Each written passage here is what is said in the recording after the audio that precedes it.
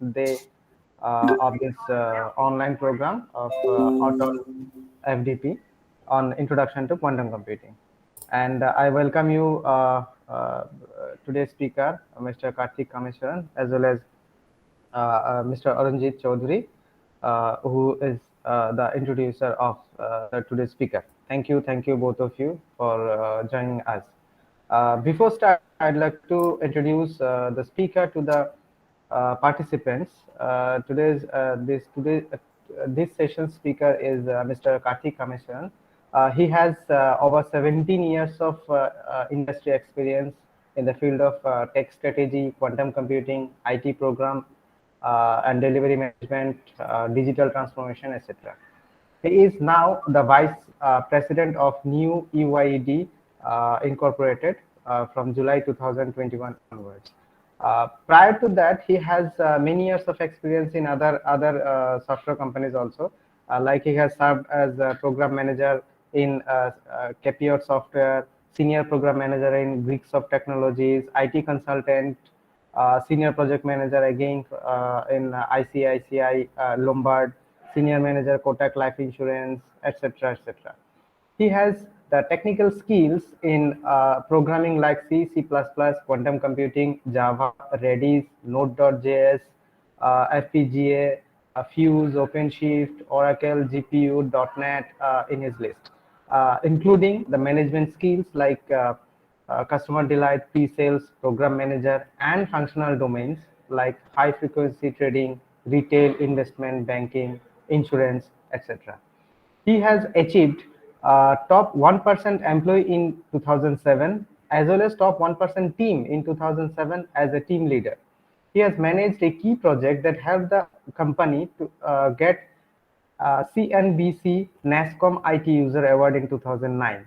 He has completed various certification, training, and educational course in the emerging technologies like Go, quantum computing, deep learning, PMP, information security auditors module, uh, uh, then FEDAI, NSC currency features, etc., etc. He has done his bachelor's in engineering in information technology from Mumbai University in 2004. He has, prior to this program, he has delivered so many expert lectures in this particular domain as well as in the domains that I have mentioned. So with this brief biodata, may I now invite you to take the session and deliver your expertise, please, sir. Thank you, sir. Thanks for the kind introduction. So, quickly, let me brief about what I do in my current organization. I head the customer advisory. So, basically, we advise customers on AI ML and specifically on emerging technologies where we are ensuring the customer has got cybersecurity covered and also fraud prevention. So, we use latest cutting technologies, and some of the customers definitely have been talking about the quantum computing, which can emerge as a bigger threat to security. So that's exactly where we have been talking to customers, and industry is definitely looking up to quantum computing as the next big step.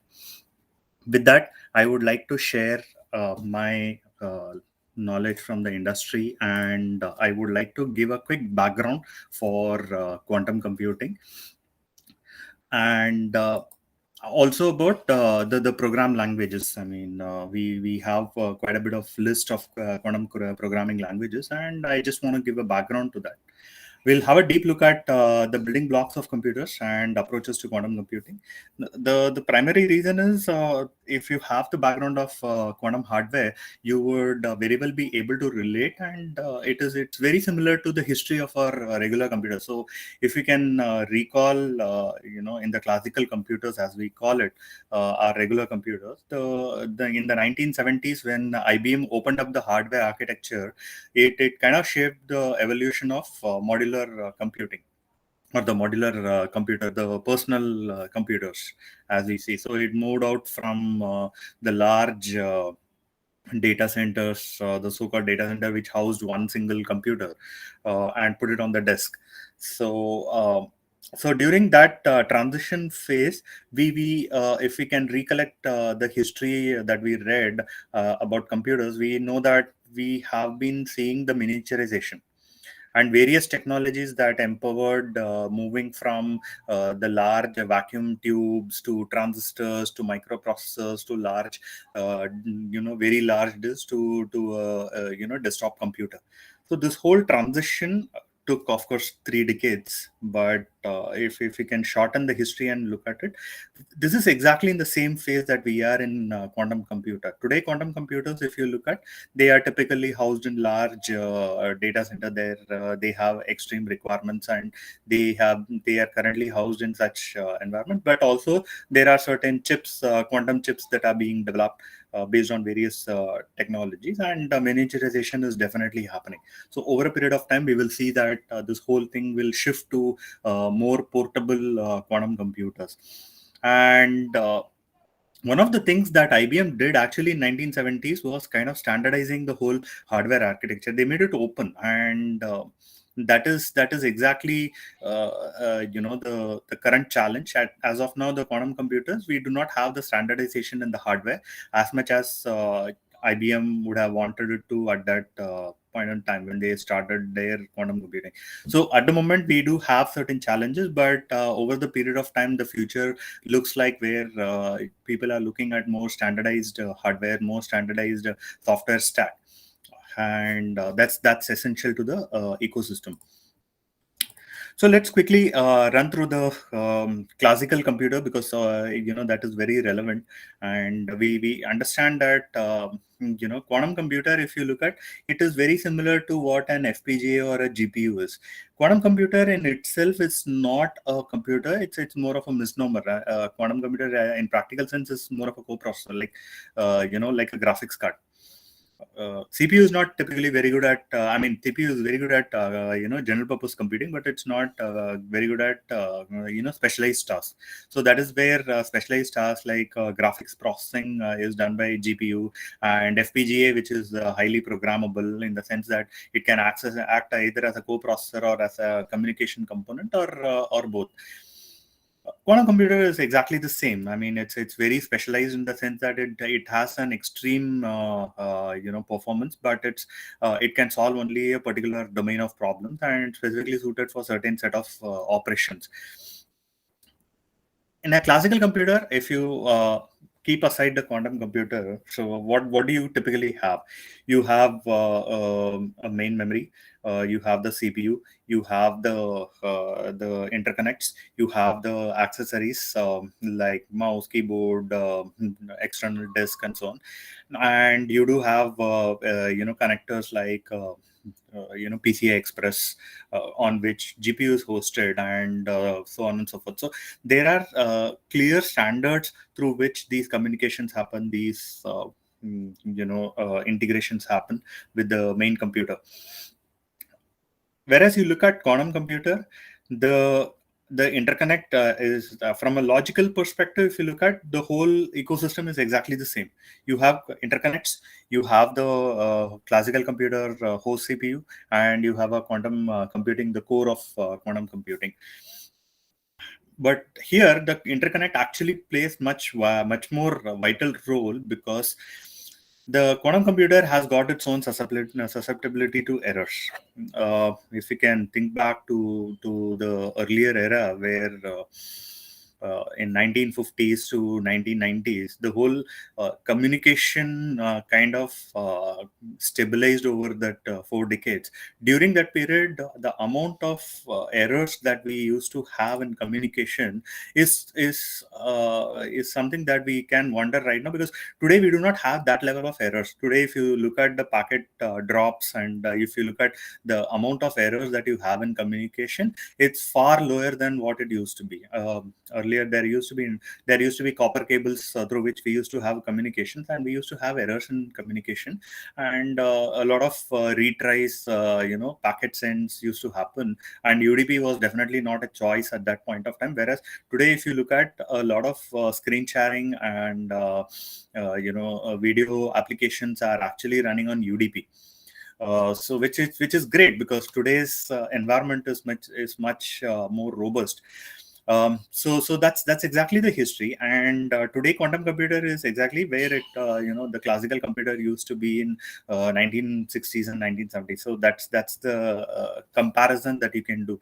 We are still seeing that large number of errors, primarily because there is of course there are certain specific requirements for a quantum computer, and the fundamental physics itself, where the materials have to have a certain level of purity, which is definitely too much to ask. And when you are looking at quantum effects, you are looking at an absolute purity in the material, which is practically not feasible in a real life scenario. You do not get 100% pure material to operate, where you can have a controlled quantum effects within the system. And hence the probabilistic nature of the compute outcome. So you will always have certain probabilistic outcome. Let's take, for example, there is something called as a nitrogen vacuum diamond qubit, which is definitely a building block for the quantum computing. If you were to use it, you will have to replace one of the carbon atoms in the diamond, and you have to replace it with a nitrogen, and you will have to use it. Now, C12 and C13, carbon 12 and carbon 13 are, there's a mixture of carbon 12 and 13 in the environment, and diamonds typically have about anywhere between half to 1.5% of carbon atoms are C13. Whereas for a qubit to operate, we require C12, because C13 obviously has got the free particles to interact, and that really disrupts the whole quantum effect of the nitrogen atom that we insert in the diamond lattice. So these are the practical effects, and these things give rise to errors. And when we talk about errors, it's not guaranteed that every time that the free particle will impact the quantum computing, but because it might impact, and we do not know exactly if the nitrogen atom is within the influence sphere of carbon atom or a free particle. So obviously we do not know if there will be an outcome of error in that particular qubit all the time. So it's not guaranteed. So due to this probabilistic nature, we will always have certain level of errors at a physics level. I mean, we have electromagnetic level of communication, where obviously there is a signal that is being carried from the quantum computer to the classical computer. So there would be noise even out there. So this is where the origin of errors are. And that is why what we do in quantum computing, as you might have noted from your earlier sessions, that the computer is definitely run in loops. It's not something where you run a single loop and you do a single execution and you take an output and you go ahead with it like a classical computer. And that is exactly where we have the statistical outcome. So we go for a probabilistic outcome, and we look at what is the highest probability of a particular outcome, and we take that as an outcome for a regular computation. The rest are considered as outliers or errors, and this outlier or error data is actually a very useful information, because that gives rise to our analysis. We'll talk about those analysis later. So what do we do? So we introduce something called as quantum error handling, and again we'll address that in a while. So there are many approaches to handle them, and we also have to adopt a multi-layer approach. So logically, if you see the building blocks are the same, but at a physical layer, there are so many differences. There is a lot of possibilities. Your microprocessor in the earlier days used to be fairly thick. Today you have a 7 nanometer wafer, which houses a microprocessor, whereas earlier we used to have a much thicker 40 nanometer wafers and all.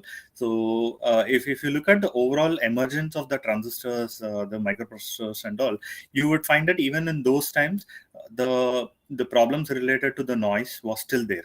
The problems related to the material engineering in terms of impurities was still there. It's just that it is error corrected within the chip itself, and you no longer have to worry about doing that error correction outside of the chip. So we do not have that error correction problem right now outside the chip itself. Whereas in quantum computer, that's not the case, where the error actually comes back, propagates back to the user, and the user will have to run multiple loops to find out what is the best outcome. So that's a key difference that we are talking about. If we have to look at getting access to the quantum computer today, the quantum computers are typically housed in large organizations or universities. So we do not have the presence of quantum computer in every other organization or every other university or every large household. We do not have that. What these very large organizations have done is they have provided either a scripting or an SDK as a means to integrate, and they have given a toolkit or they have given an API where you can leverage these quantum computing hardware. Obviously, the other approach is to buy a standalone quantum computer, pretty expensive. Then you are typically bound to a particular seller with the programming tools and the languages which are dictated by the seller is something that you have to live with. And obviously, the third approach is to, if you have lots and lots of cash to burn, then you can build it ground up, like the way Google did. They actually built their own, or for that matter, Microsoft or Amazon have done, is basically they bought certain quantum computer, they built their own systems around it, and they integrated it into their ecosystem, and they have started building their own ground up. They have started building their own quantum computer. So this is perfectly fine for very large organization who wants to have their own custom integration, and they want to bundle it as part of their offering, and definitely very, very expensive approach. So if you look at quantum computing as a service, it's very much you are very much aware of it. Qiskit is probably the most popular one right now. IBM has been very successful in promoting Qiskit and their quantum computer as a result of that. So we would be focusing more on IBM Qiskit and similar tools, similar programming languages. There are definitely other options. We will talk about those options as well. But any questions till now?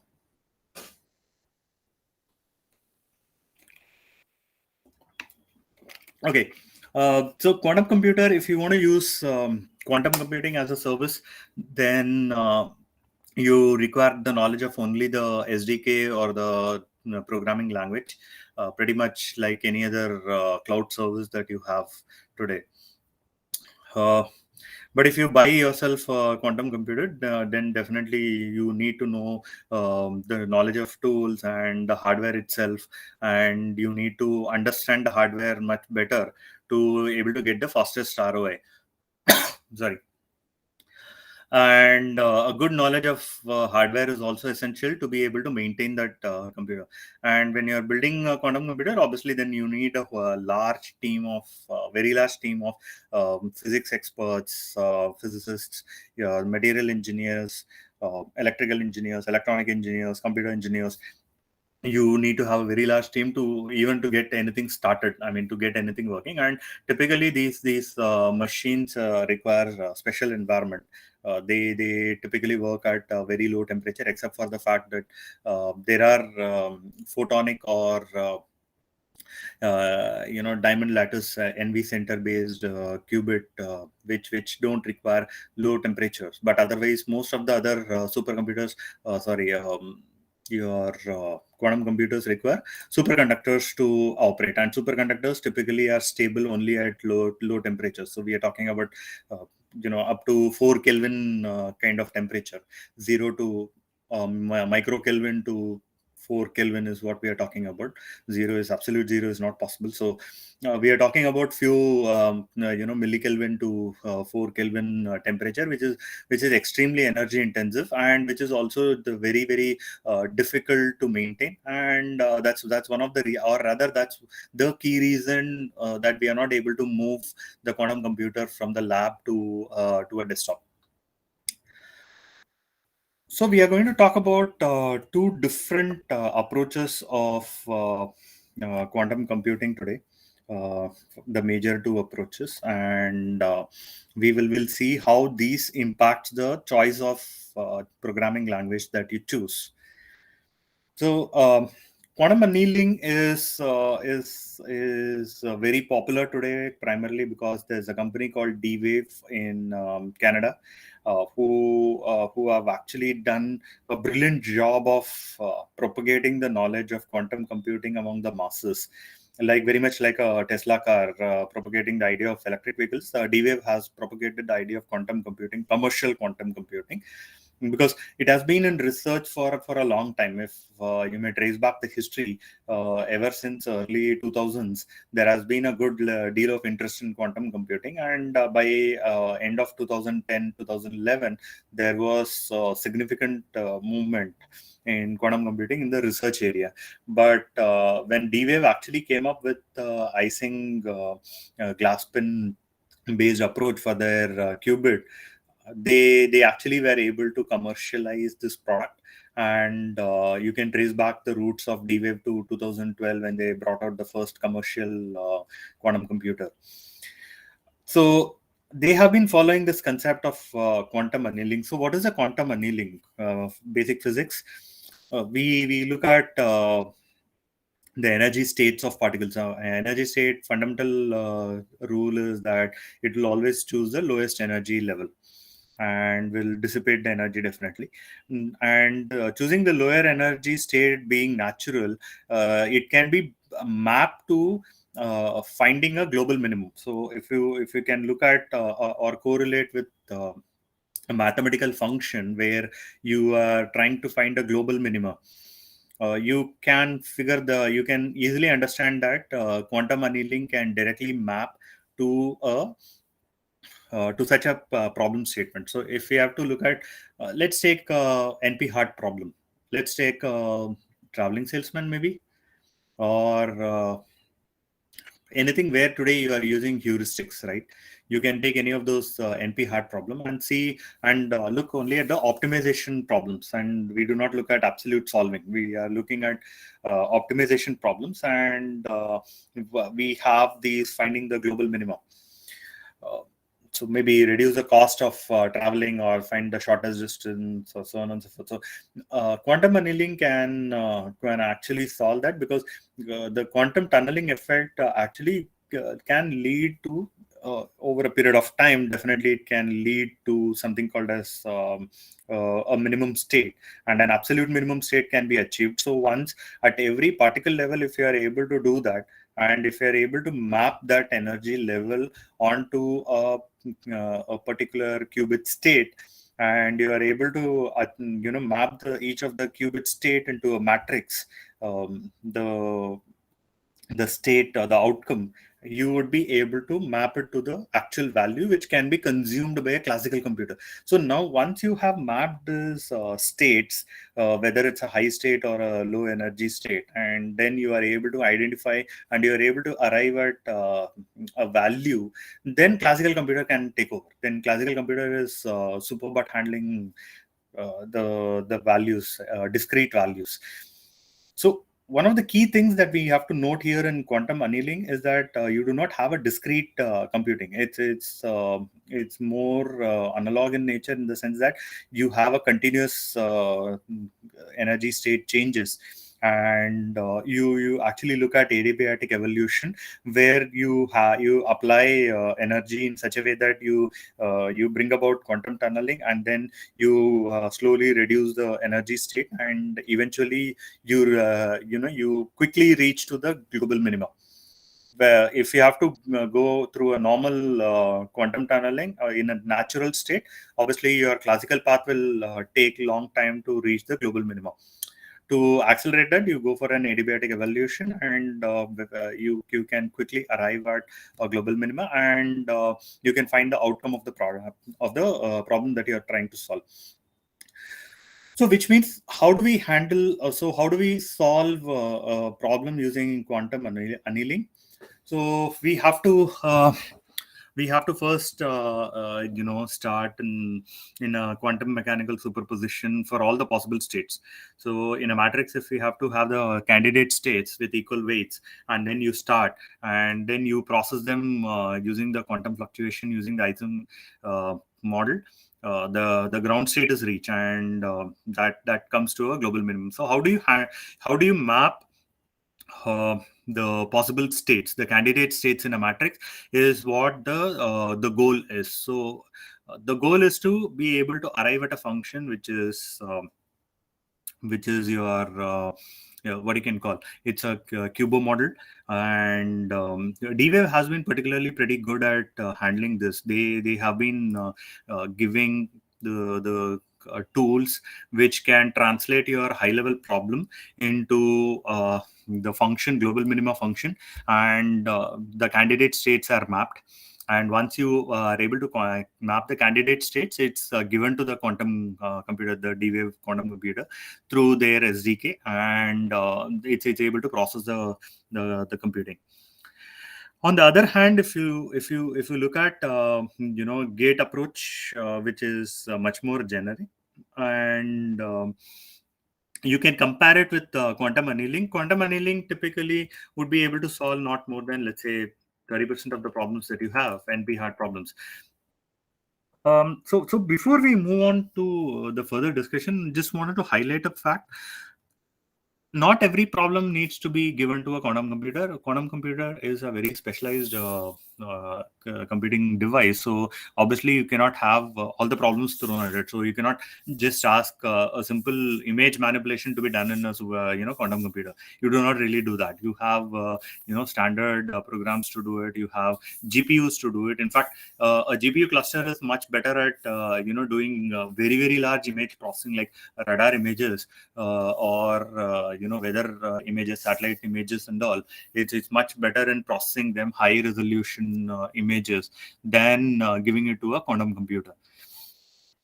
What a quantum computer is meant to solve are typically NP hard problems, because in a classical computer you cannot solve them. You can only optimize, and you can arrive at a heuristic. You can apply heuristic approaches, and you can arrive at an optimized solution. You cannot really solve them. Whereas to solve them, quantum computers are best suited, because they are much more faster in order of magnitude. Because let's say, for example, I have a 50 qubit quantum computer. So a 50 qubit quantum computer is exponentially, which is 2 raised to 50 times faster than my regular approaches. And where your regular classical computer would take about, let's say, X time, where this quantum computer, for the same operation for a 50 qubit quantum computer, probably would take about 2 raised to 50 times faster, or much lesser, actually, because there are certain error corrections, there are certain loops that we need to run. So net you will find that dependent on various factors, you will find that at least we are 1,000 to 10,000 times faster than a classical computer in those aspects. But if you look at the classical problems that we need to map, we should be cognizant of the fact that general classical computer is much better suited for most of the problems. So between quantum annealing and quantum gates, you cannot map all the problems as, you cannot categorize every problem as a optimization problem. Not everything of them, NP-hard problems can be mapped to an optimization problem. So maybe about 30-40% of problems, or probably lesser, is falling under the optimization problem. So your quantum computers, maybe quantum annealing can solve about 30-40% of your problems, but not everything. That's where quantum gates come into picture, and gates enable generic computing, like a classical gates. You have a standard approach to solving problems, and you can put the gates together, and you can solve the problem. So I'm sure your previous sessions you would have covered various different gates, right from the smallest of the Pauli gates to the Toffoli complex ones. So if you look at each of these gates, they are matrix problems, and when you put together gates, you are essentially doing matrix math. And when you're doing matrix math, you know that the problem can be solved in order of magnitude of the matrix. So essentially what you're doing is you are getting that gain, because you are essentially doing a matrix multiplication or a matrix algebra in a single step. Your quantum computing does this whole mathematical operation, this whole gate operation, in a single step. The single step might take maybe about maybe 1 second, as compared to what happens in a nanosecond in a classical computer. But when it is able to solve that very large problem in a single step, in a single computation, you are getting orders of magnitude of speed up. That's why we call quantum computers as real fast. That's a cornerstone of it. And gates enable general computing, and 50-60% of the problems are probably higher is doable with a generic computing. But again, with a generic computing, there are certain challenges in terms of how do we put them together, because it's not something like an optimization function where we decompose the problem into a particular function, and we provide the function to a quantum annealing computer, and where we get the output in a single step. In quantum gates approach, what we typically do is we map the problem statement into either a matrix, and we apply the relevant gates, or we decompose the problem in such a way that we are able to visualize the gates ourselves. So in either of the cases, in either of the way that you try to solve the problem, the first step is definitely to identify what are the gates which are needed, and then apply the gates together, build a circuit, quantum circuit, and then give it to either a simulator or an actual quantum hardware to get the output. So one question that every simulator, every gate-based hardware will need to solve is, how do we translate an initial state? Because if you recollect from the basics of quantum physics and quantum computer, you know that you cannot initialize a state. The moment you observe a state, the state is, all other states are gone. So how do we do it? So there is a particular way of initializing, and you map the initial state as your interim state, basis of which you further do the processing. So once you are able to identify that, then you would appreciate the fact that the programming language or any of the interim state of representation of the program would need to do a bunch of steps, which is not applicable in the case of a classical computer. In classical computer, when you are initializing, and definitely out there also, when you have to initialize a particular state, you have to perform certain operation to be able to initialize it. But it's much more intuitive today, and it's much more easier, because all that you have to do is I just set a state to 0, and I get my state as 0. Or I set a particular state as 1, and I give a 5 volt for that particular bus at that moment, and I know that I'm having the data as 1. But in case of quantum computer, that's not the case, and that's where there is a mild difference between a classical and a quantum computing programming toolkit. Any questions on this?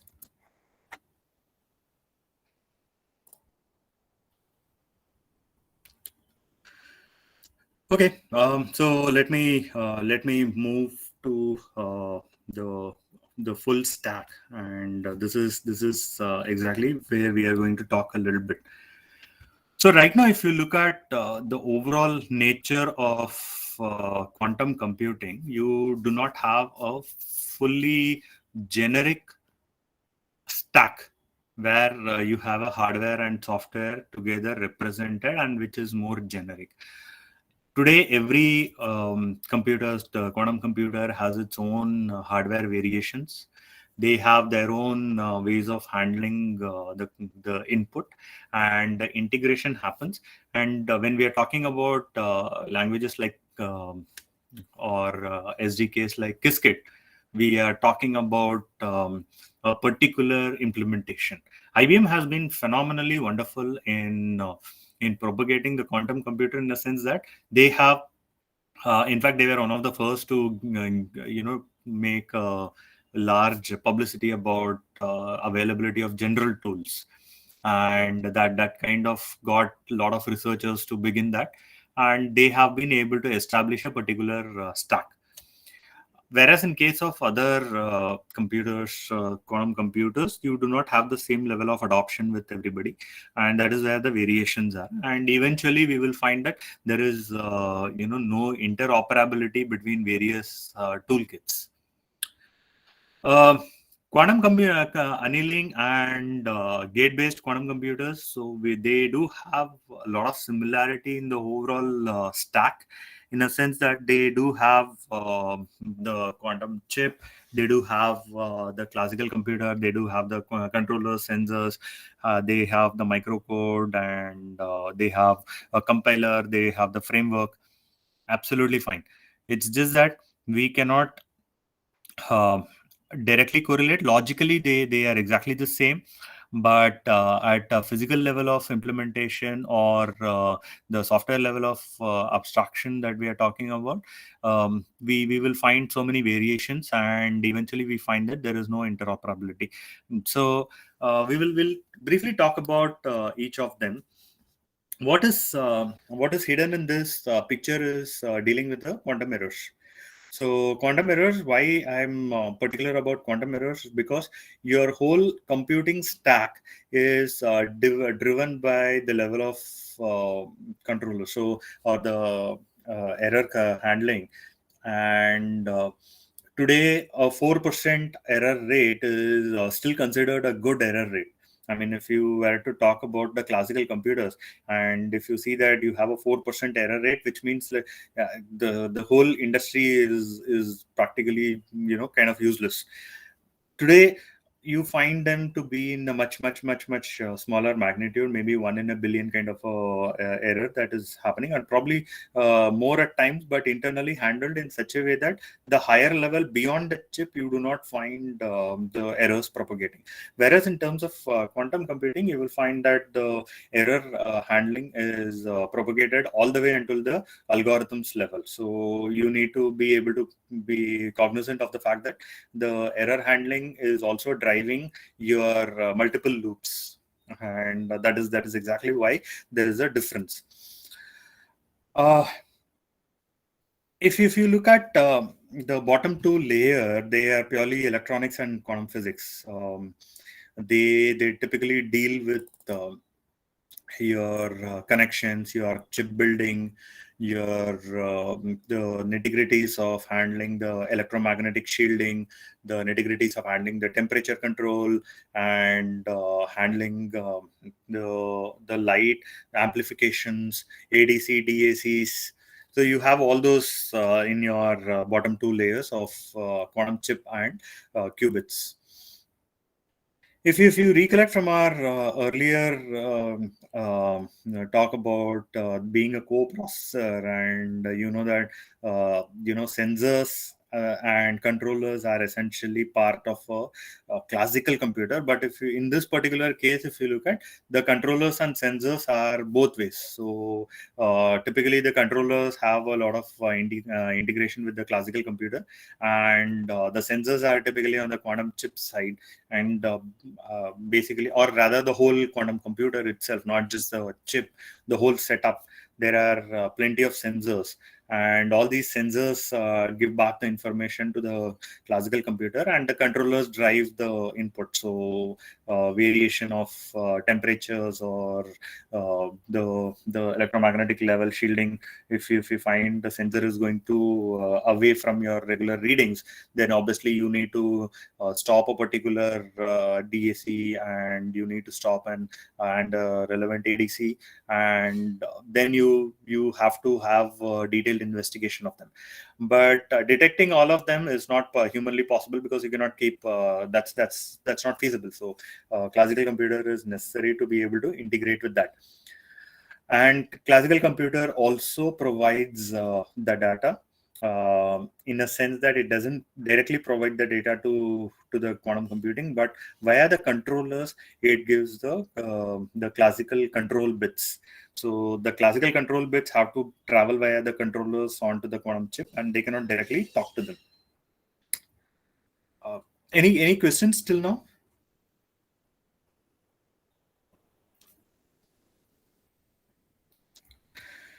Okay. So we have spoken about the sensors, and we have been talking about the controllers. Why this is relevant for the quantum programming language is um, because invariably knowing the level of errors is essential for optimization. So if I have to recall the optimizations from software stack for a classical computer, let's relate it to maybe a GCC. GCC, you have a tool chain which does the whole compiling process and optimization process. In GCC, you in a regular compilation of a C program, you do not give parameters as to what chip you are targeting.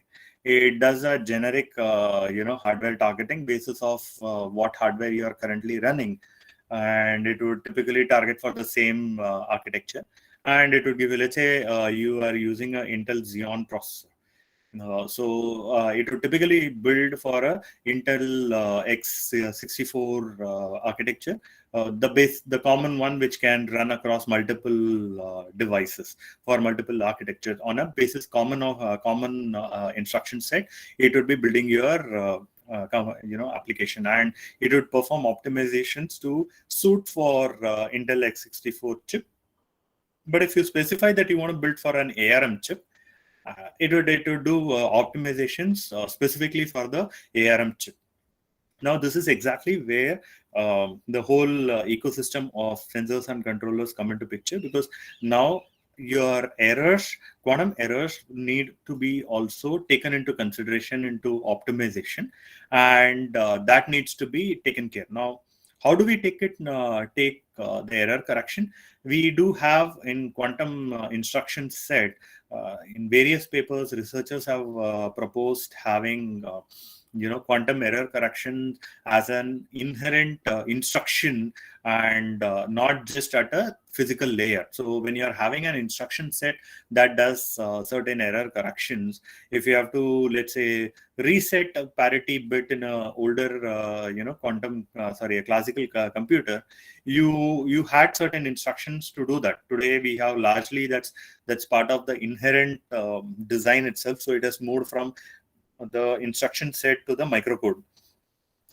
Whereas in quantum computer, we still need to deal with instructions where we will have to explicitly reset the operation, rerun the operation, or maybe perform a decoherence of the chip. If you have to perform a decoherence of a chip, because a coherent state is definitely not a superposition and definitely not a quantum computing capable. So we need to perform decoherence first. And performing a decoherence obviously is something that we'll have to externally trigger. when we'll have to externally trigger through a controller, then there has to be a microcode which does this triggering.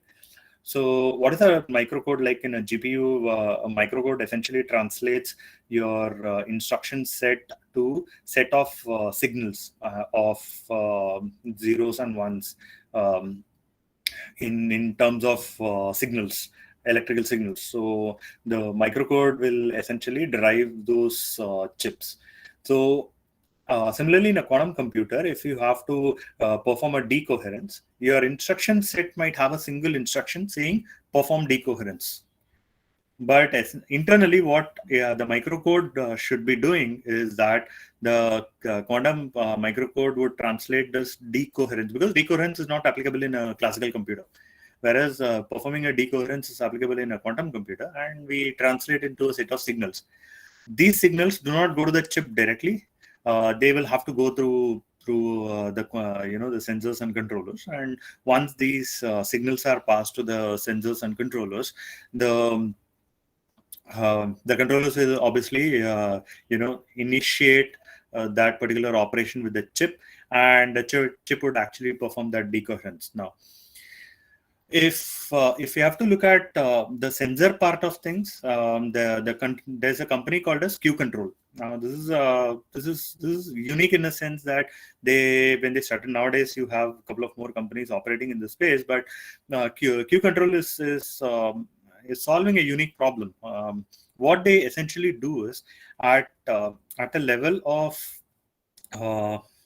your controllers and sensors, they capture the information, and what they do is they pass it on to their classical chips.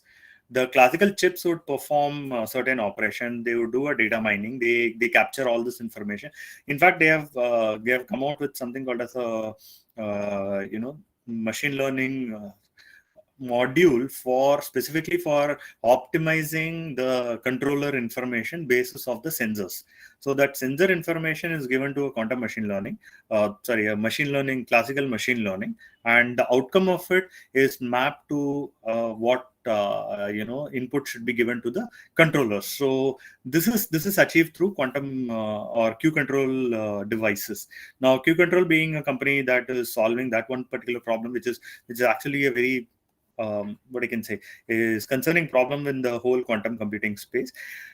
It also provides certain APIs which can be used to extract information, which can eventually be integrated in your toolkit, and your toolkit will be able to extract that information, pass it on to your compiler, and this compiler would be able to then perform optimizations. This is where I was talking about the optimization part.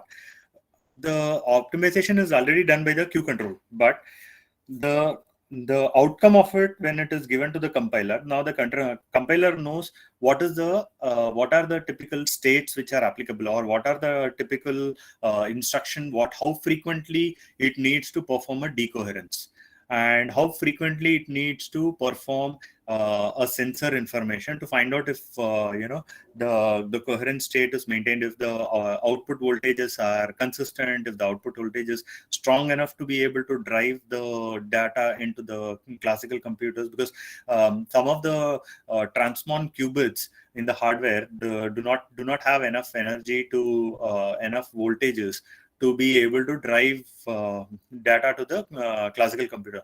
So a millivolt is not really enough to be able to distinguish between whether it's a 0 or a 1. So to be able to handle those situations, your quantum instruction set needs to tell the quantum chip to be able to perform certain cleanup operations, or to be running certain detections. Now, which is again translated by the microcode, and the microcode actually sends the signals to the chip. So the quantum instruction set, how frequently it needs to build those instructions, is again told by the compiler. Now the compiler receives this information from two paths. One of them being the classical output itself, the other being the user configuration. This is where the programming construct comes into play, where you are entering the program as a script. and on the other hand you are actually telling a configuration as to how many loops I should be running. So when you are telling how many loops you should be running, you are actually telling how many times you should do error correction to the or what you can say checkpoints that the compiler needs to insert.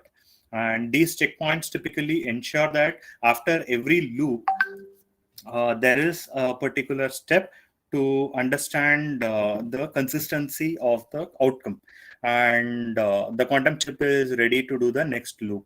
So these aspects are important. So your configuration, the loop configuration, or if you are manually putting any flags to the compiler or the runtime, so those flags are essentially given to the instruction set, and the instruction set drives the whole quantum computing.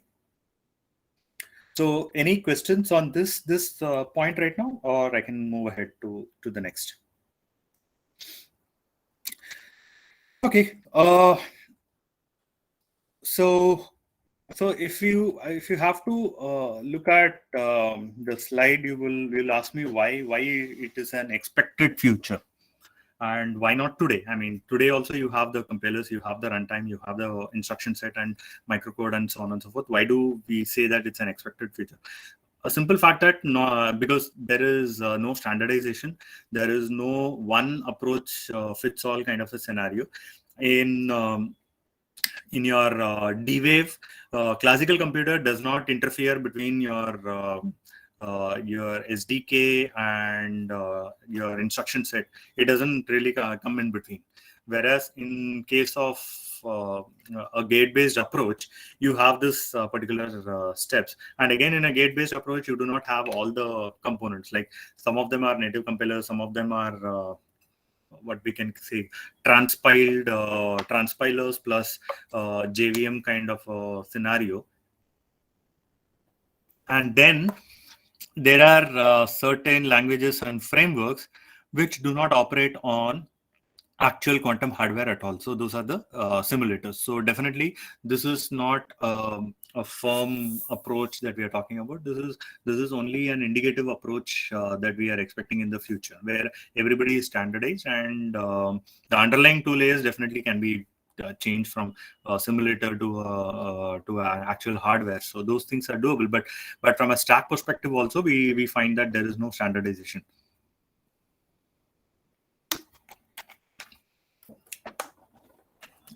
So let's look at quantum instruction sets. If I have to go back a little one step behind, I'll just come out here. So microcode is very specific to the hardware. So you will find that at even in today's chip, right, the microcode is so very specific to the device or the chip that you cannot from a classical computer software side, you cannot really make any changes to the microcode, except for the fact that you can build one and you can burn it. You cannot really control it.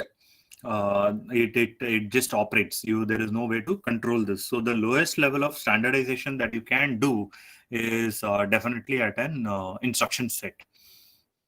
Okay.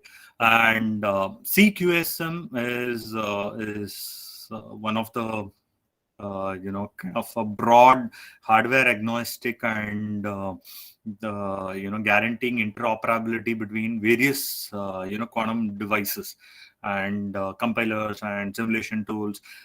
That is something that's a goal of CQSM, or QSM as they simply put it.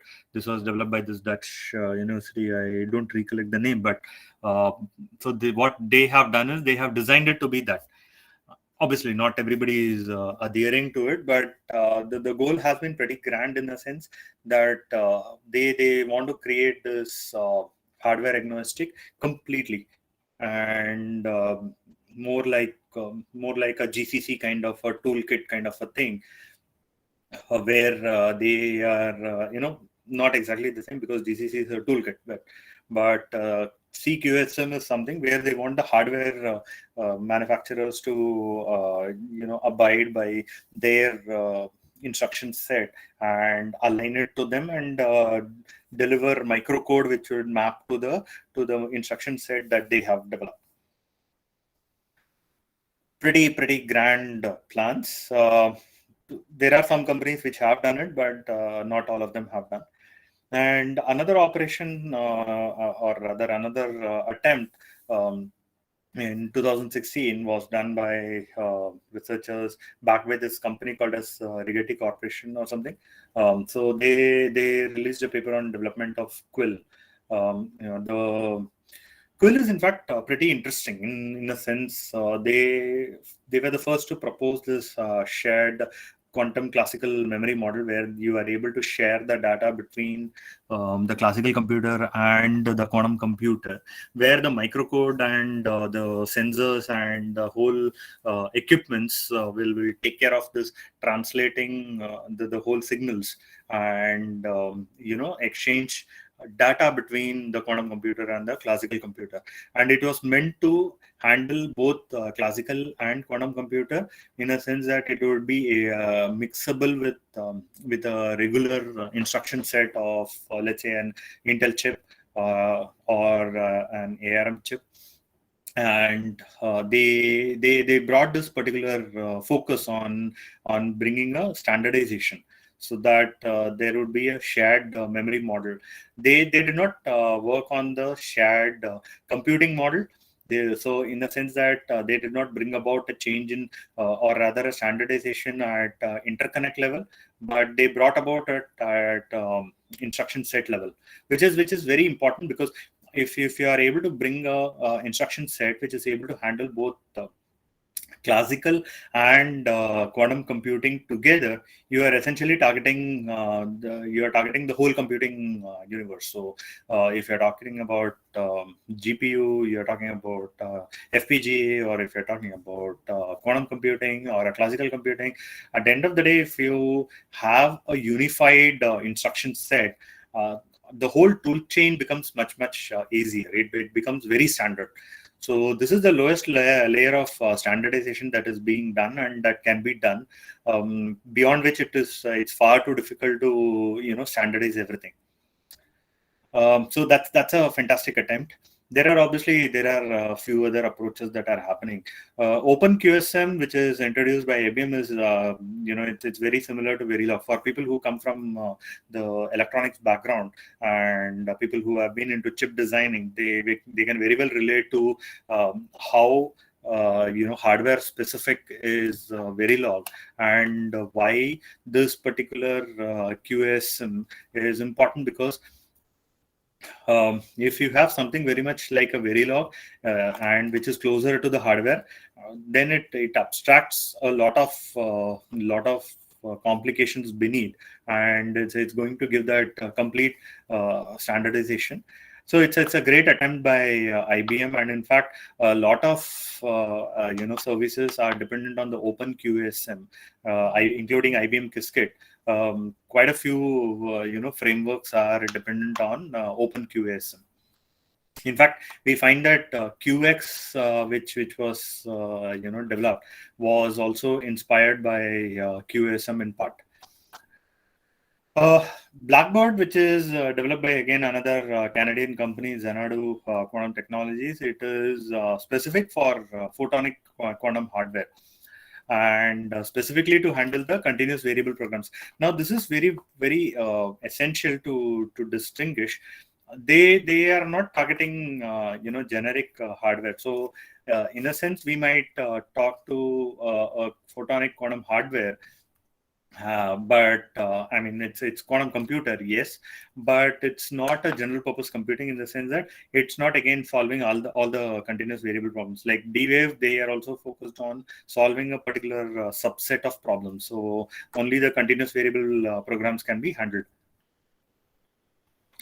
So at an instruction set level, if we have targeted hardware which is obviously similar to what AMD and Intel did, and eventually the whole x86 and x64 architecture kind of got standardized. So similarly, there are various approaches that are happening today, and all of them will come together at one point of time. They will have certain level of standardization and certain level of variations for their own hardware.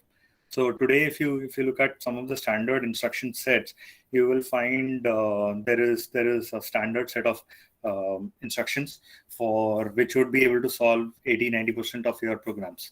But the remaining programs where you need optimization in a classical computer, you have instruction set which are very specific. Like Intel has got this concept of SIMD operations. So you have a 128-bit vector operations which target the specific registers within the chip. So these are special registers and they are not general purpose registers. Whereas if you have instruction set targeting regular registers in a microprocessor, classical microprocessor, and if you were to use the same instruction set for an AMD chip, in most probability it would actually work without any particular change. So also that's a similarity with the classical world, and instruction set eventually will reach that state. But today we have a state where each of them is targeting an individual microcode.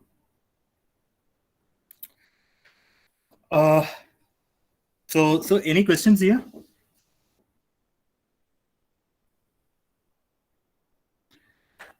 Okay.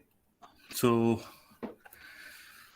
before we go, I'm actually having one.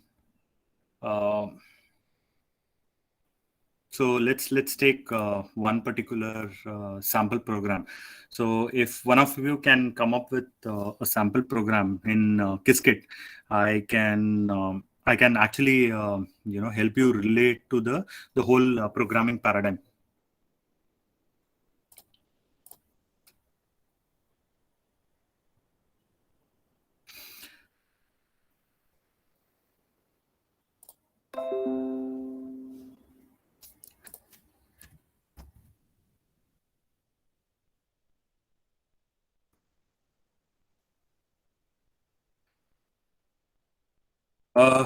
Okay, so let me do one thing. Maybe I will probably come up with something.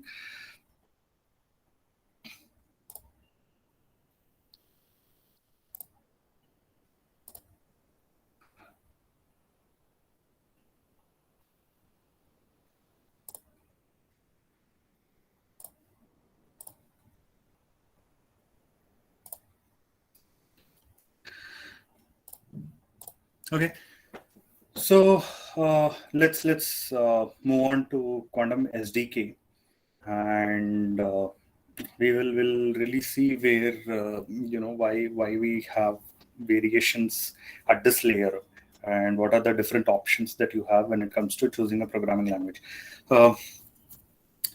So if you have to choose a quantum programming language, I would say that you first investigate the hardware that you will be getting an access to, because at least for the next 5 years, what the world is looking at is specialized hardware. We are not looking at a general purpose quantum computing as of now. Definitely not in the next 5 years. Maybe in 10 years, yes, but definitely not for the next 5 years. So over the course of next 5 years, what we can expect as a general purpose quantum computing, which is usable and where you have certain level of interoperability. So if you have to, the first question you should be asking is, what is the hardware that I'm having an access to? And if you know that what is the hardware that you have access to, then you definitely would know what is the tools that you have an access to. Today, most of the Qiskit programs that you are running, you would see that these are essentially running on simulators. You're not actually running it on the IBM Compose. You are actually not running it on your actual quantum hardware. Most of it is running in the simulator. Yes, there are some programs where you can with explicitly applying it to the quantum hardware, you will get the output. So if you have a particular problem statement, so let's say I want to solve my question is.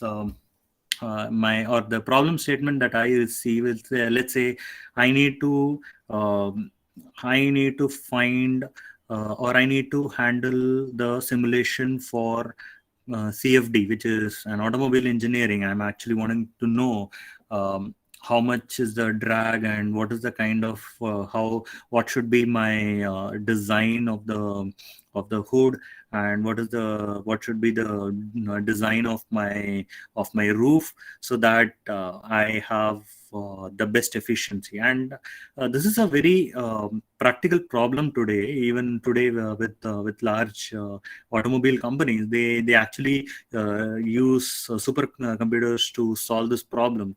But I mean, not solve exactly, but optimize it to an extent that it is very close to solving the problem. So with all the designs that they have, this is what they do. So this is much more important in case of an electric vehicle, because electric vehicle today the charging points are very less, so you do have a range anxiety. So ensuring that you have the maximum range, which means that you are one of the key problems that you have to solve is the drag coefficient. And if you have to optimize the overall CFD, and you have to arrive at a proper design which ensures that your uh, your efficiency is as maximum as possible. Your definitely tire companies, they would be applying again a lot of computation to make sure that their the tire design actually minimizes or optimizes the friction coefficient. So these are some of the practical problems. If I have to have those problems, then my first question would be, can I map it to an annealing quantum computer, or quantum annealing in the sense, or should I go for a classical supercomputer, or should I go for a gate based quantum computer? So that should be the first question. So if you decide to go for a quantum computer and not for a supercomputer, then the next question is obviously between annealing and gate based. If the problem is optimization, then definitely there is a possibility that I will go for a global minima, and I would go for an annealing problem. If I have to go for an annealing problem, I would be choosing then I have only two options that I have in the annealing space, which are two companies which are providing reliable quantum computers to do this computation. And if I have to go for them, then I need to identify how many loops I should be running, and how many qubits I will be requiring, or rather not qubits, how many iterations I would be requiring, and how quickly this would be able to optimize. So those questions will then determine what is the capability of the quantum computer. So let's say a 2000 qubit D-Wave computer is annealing computer is actually much better suited for your problem. So than something which is like 500 qubit annealing computer. Then what you would do is you would definitely go for a D-Wave, and you go for a D-Wave. Then obviously you have a limitation in terms of what SDK you can use, because they have got a very integrated toolkit. Now this integrated toolkit, they okay. So I have a question from Pandian Sokar. Could you explain how performance scaling can be achieved in quantum computer with respect to classical ones for problems like calculating forces for each particle in a box of millions of particles? Okay, so if you have to calculate the forces for each of the particle, then you will have to understand that what forces are you talking about. If you are talking only purely the forces between the atoms, or the particles, and you are not taking into account gravitational forces, and you are looking at a slightly more what I can say bounded problem, then how you can achieve in fact quantum computer is perfectly suited for this particular problem, because this is definitely NP hard problem. You in a classical problem, what you do is you isolate, you apply heuristic methods, and you optimize, and you kind of isolate them in a sense that you take one particle and you say that you assume that you have X number of particles, and for these X number of particles which are beside one particle, then you are calculating the forces. But what you are not considering is the range of influence, right? You at any point of time, the sphere of influence for a particular particle, you only limit them in a sense. You say that okay, beyond this level of influence, I'm ignoring. So in a classical sense, and even for typical physics calculations, what you do is you kind of take a threshold, saying that any force above this level is something that I would look at, and the rest of the particles I would definitely discard. But in a quantum computer, what you can do is you can model it in a mathematical way, and you can express them in matrices in such a way that you can take more and more particles. You can actually express them in a much better way. And when you have, instead of let's say which can be expressed in let's say a 64-bit computing classical processor, you could represent them in, let's say 80 qubit quantum computer. So 80 qubit quantum computer in a gate based approach is not something that we can see right now, which can be used as a single computing node. Today they have kind of broken it into different nodes, and they can only operate it due to physical constraints, I mean quantum effects and physical constraints. But if you were to get them as a single node, and you are able to operate them, let's say 80-bit, and I'm just taking a number of 80-bit, it could be higher, it could be slightly lower, but today's quantum computer is still not as powerful as being able to solve this.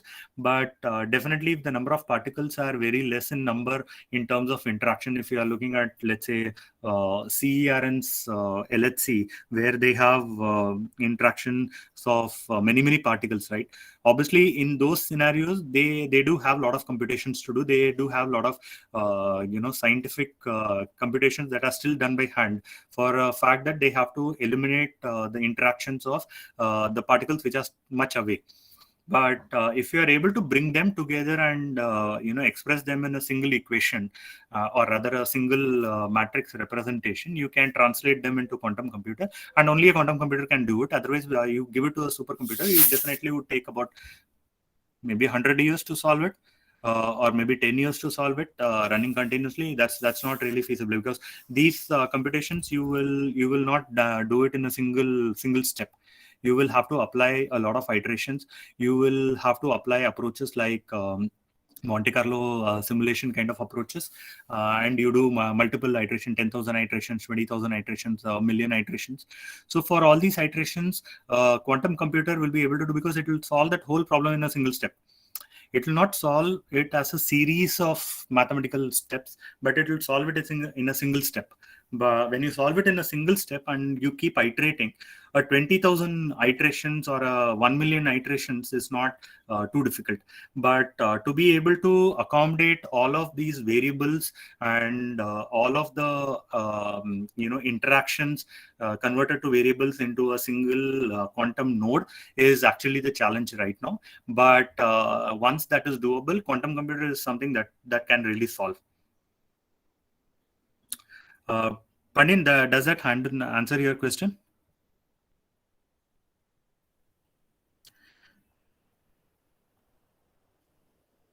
Okay. So if again coming back to the choice of SDK. So I was talking about D-Wave and other annealing computers. So in case of a CFD, if I choose D-Wave, then I'm constrained with the programming language that they are providing, with the toolkit that they are providing. And Ocean, which is their library, is actually very popular because for the fact that D-Wave has been around for about 9 years now and providing quantum annealing computers. So quantum computing that way has been around for a good number of years, even in the commercial space. Qiskit, yes, that has been around for 3-4 years now, in a fairly well available ecosystem, and they all take internally, they all leverage Python, because Python is much easier to control, and Python is much faster to be to debug. And we also have the whole ecosystem to be able to plot the graphs. And when you can relate to probabilistic theories, so you know that plotting of the graph is very important to be able to identify or represent the outcome. And mathematical representations always don't do justice to the actual computation that has been done. And Python is having a very rich library in visualizations. And also for mathematical computations, Python is fabulous. So Python has been around for this. Yes, there are integrations available for R. There are integrations available for other languages as well, including C. But definitely the most popular has been Python, and Python is the way to go. At least in my opinion, Python is the way to go for most of these languages to evolve.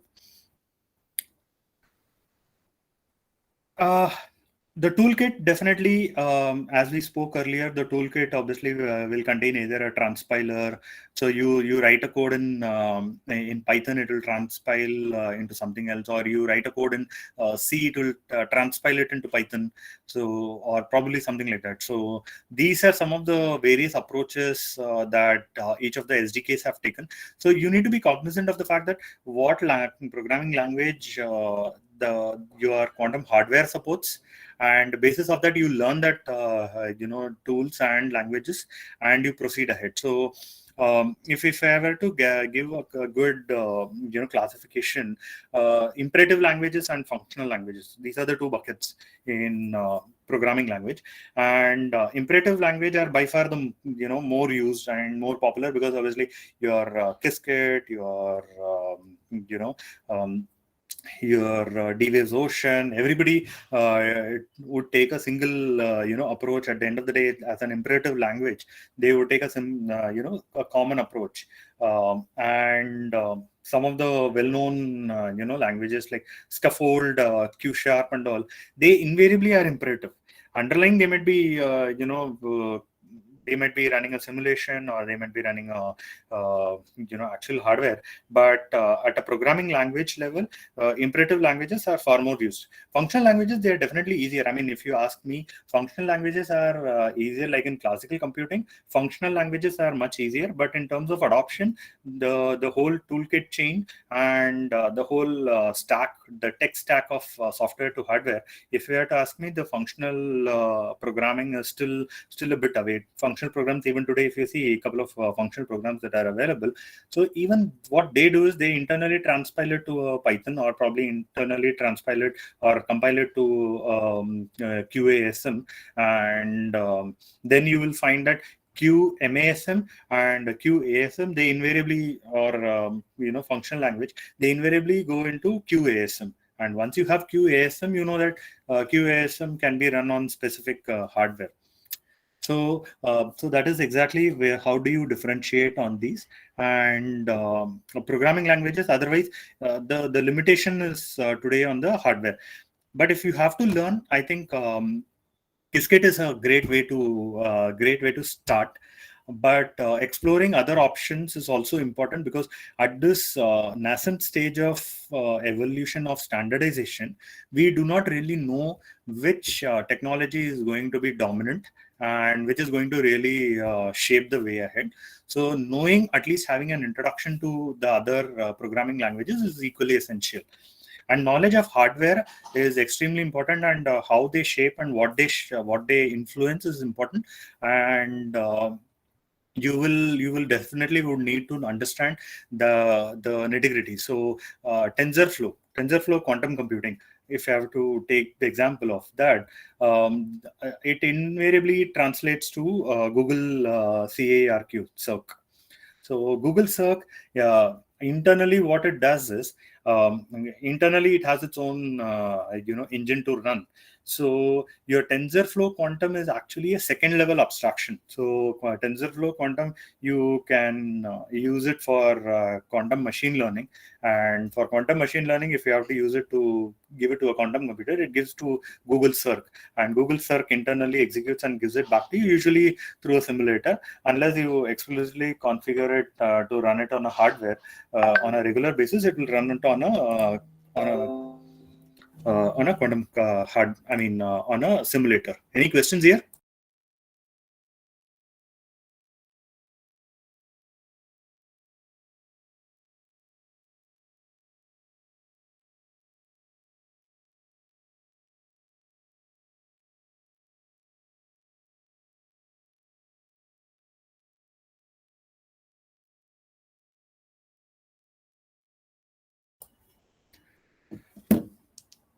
Okay, I think we are also close to the closing time. So I leave the floor open for questions. Yeah, participants, if you have any questions, the session is open for the questions to the expert.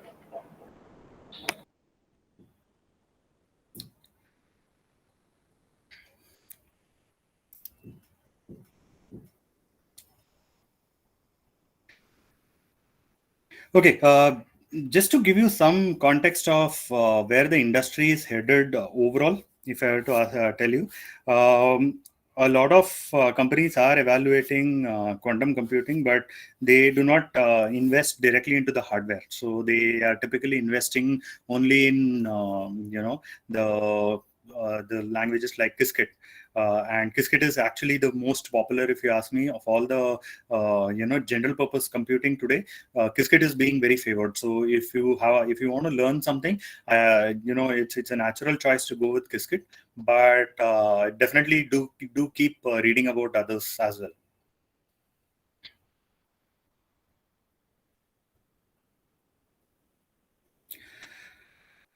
Okay, so Pandian, you got a wonderful question on memory management. So quantum physics fundamentally doesn't have memory management. I mean, you cannot. So if I were to say this, it's not like a classical memory where you store the data, you keep accessing, and you keep operating on that data directly again and again. Rather, it's a series of steps. So what you do in a quantum state is you cannot keep it in a coherent state for a long time. So it's like on your microprocessor, classical microprocessor, it's like your register. You cannot keep the data within it for a long time. I mean, after a couple of cycles, it will invariably lose that data. So you cannot hold the data inside. So where do you hold the data is outside the microprocessor chip onto a RAM, right? So in our case, quantum computer, if you refer to the earlier slide that I had spoken about as a co-processors, they do have memory of their own, but again, it is outside of their core processor itself. In a, let's say, a graphics card, right? Today you see, NVIDIA graphics card, I have a 2 GB or a 4 GB NVIDIA graphics card. So 4 GB NVIDIA graphics card doesn't mean the graphic processor has got the memory in it. It has got a memory, it has got a chip, and it's a complete co-processing unit by itself. So similarly, in quantum computer, you have this concept of memory, but then it is outside where the results are taken out. The results are stored in a classical computer, and the classical computer acts as your memory storage, and it will have to be taken back from classical computer to quantum computer via controllers. You will have to again apply those classical control bits. So you cannot directly transfer, you cannot have a data. You will have to reinitialize the qubits, and you will have to bring the data again via qubits, I mean control bits. And then once you establish that initial state, then you can perform any other operation on it. Any performance loss due to communication with classical components? Yes. And that is exactly the error that we were talking about. So that is why you perform a loop of 1,000, 10,000, 100, whatever. But you essentially run that loop only because you have to arrive at a probabilistic outcome. And there are multiple losses that you will find. One loss is on the cables, because most of these are running superconductors, right? And superconductors, you're running at 4 Kelvin and such cold temperatures. In that cold temperatures, you cannot, I mean, the more distance, the longer cable you have, then definitely there is going to be a problem of a loss. Now, there are mitigation definitely, but there is going to be a probability of a loss. And there is also a probability of loss even within the chip itself, transferring the outcome to the superconducting cables. Now the conducting cables then can translate the data to the classical computer, but invariably translating between that superconductor and the ADCs, right? ADC. So you would still have challenges out there. So there are classical components which are on the other side. There is quantum computing out here, and there is an intermediary bunch of electronics equipments, controllers and sensors, which provide a lot of data. So definitely there is loss. And because of this, there is a performance loss, because you will have to run these operations again and again and come at a probabilistic outcome. And hence you do not have that, if I have a 50 qubit, I do not have a direct 2 raised to 50 kind of computation in a quantum computer, because there are a lot of error corrections that happen, and many magnitude of losses happen out there. And that's why the typical error rate is not 0.1%, 0.01% that you see in your long distance communication in a classical computer. That's not the case with your quantum computers. Your error rates, even a 3, 4, 5% is still a good error rate.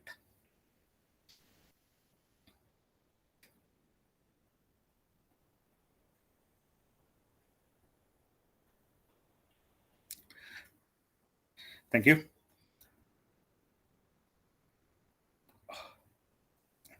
Anything, anybody else? Any questions? Sir, I think even they don't have any questions, or if they have any question in future, they may contact you. Absolutely. Or they may contact us. I'll forward it to you. Absolutely. I'm putting my email ID out here for the participants to note. You can drop me an email. We can definitely have a discussion, a session. We can have a quick chat. I'm always open for it. Yeah, thank you very much. And if possible, kindly share your material also. Yeah. I'll send this a little later today. Okay. Maybe in half an hour, I'll send this across. Okay. So thank you very much for giving your valuable time for this wonderful session. And let me just repeat this again. This program is of the elementary level in quantum computing, and you have just tremendously covered the elementary parts. And I hope we'll get the advanced thing in the next session, as well as in the next program which is going to be held in February. So Absolutely. we'll be looking forward for your next session at tomorrow morning, as well as in the advanced part in the next FDP also. Definitely, sir. Thank you so much for Thank you, sir. for Thanks, your everyone. wonderful session. Okay, have a good day. Thank you, same to you.